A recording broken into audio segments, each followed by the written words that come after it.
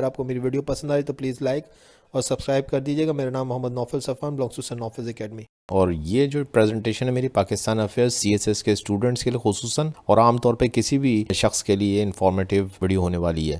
اس کے اندر دیکھیں گے کہ کیا نئے قوانین جموں اینڈ کشمیر کے اندر فیڈریشن آف انڈیا نے کیا وہاں پہ رائج کیے ہیں، تو اس حوالے سے یہ میرا ویڈیو ہے. ایگزامنر CSS کا سال تھا 2019، پاکستان افیئرز کا پیپر ہے اور پوچھتا ہے کہ enumerate the measures adopted by Pakistan to spotlight on the plight of Kashmiri people in the Indian occupied Jammu and Kashmir after 5 August 2019.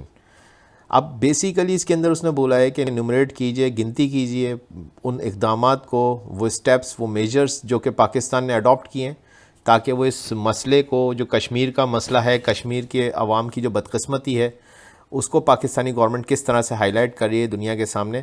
5 August 2019 کو کیا ہوا؟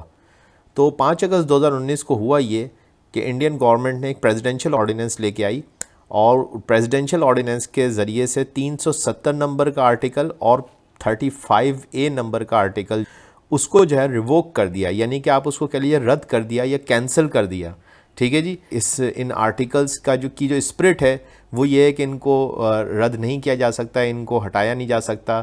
اور اس کا بیک گراؤنڈ یہ ہے کہ جب کشمیر کو انڈیا کے ساتھ جوڑا گیا تو اس وقت کشمیری ذمہ داران تھے، انہوں نے انڈین گورنمنٹ سے یہ وعدہ لیا تھا کہ کچھ شرطیں رہیں گی کہ یہ آرٹیکلز کو گورنمنٹ آف انڈیا نہیں بدل سکتی. وہ آرٹیکل 370 اور 35A کے اندر خود انڈین کانسٹیٹیوشن ان کو مانتا ہے، یہ جھٹلا نہیں سکتے.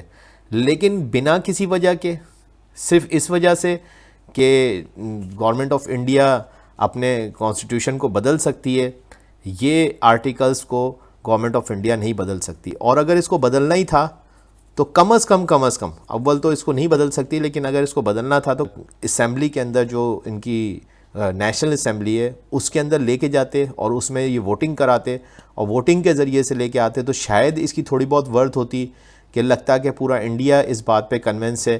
انہوں نے ایک آرڈیننس لے کے آئی، مسٹر مودی صاحب کی جو گورنمنٹ ہے وہ ایک پریزیڈنشل آرڈیننس لے کے آئی اور اس کے ذریعے سے انہوں نے 2 آرٹیکلز کو اپنے کانسٹیٹیوشن میں سے ریووک کر کے کشمیری عوام کے ساتھ جو انڈیا کی گورنمنٹ نے ایک کمٹمنٹ کیا تھا اس وقت جب کہ کشمیر کو انہوں نے انڈیا کے ساتھ جوڑا تھا، اس کمٹمنٹ کو توڑ دیا. اور یہ کوئی پاکستان کا موقف نہیں ہے، یہ خود انڈیا کا موقف ہے. یہ آرٹیکلز خود اس بات کے گواہ ہیں. اب یہ آرٹیکلز کیا کہتے ہیں مختصر میں بتاتا ہوں. یعنی کہ اگر اس کو آسان لفظوں میں کہیں کہ defence, foreign affairs, finance and communication کے 4 اگر پورٹ فولیوز کو چھوڑ دیا جائے تو باقی کسی بھی چیز کے اندر انڈین فیڈرل گورنمنٹ مداخلت نہیں کر سکتی کشمیر کا جو اسٹیٹ افیئرز ہیں اس کے اندر. اور یہ بات کس جگہ پہ لکھی ہے؟ یہ پاکستان کے کسی اخبار میں نہیں لکھی ہے، یہ میرا کوئی ذاتی رائے نہیں ہے، یہ خود آرٹیکل 370 انڈین کانسٹیٹیوشن کا کہتا ہے. اب اس چیز کو انہوں نے ختم کر دیا ہے اور اس کو ریووک کر دیا ہے پریزیڈنشل آرڈیننس کے ذریعے سے. تو پہلے یہ بتائیں کہ کیوں کیا ہے. اچھا، اس کو اگر یہ کرنا بھی چاہتے ہیں تو اس کے لیے جو دوسرا رستہ ہے، اگر اس کو انہوں نے کرنا ہے، ایسا کرنا ہے، آرٹیکل 35A دیتا ہے. آرٹیکل 35A جو کہ بیسیکلی 370 سے ہی نکلا ہے یا اسی کی ہی ایک ایکسٹینشن ہے.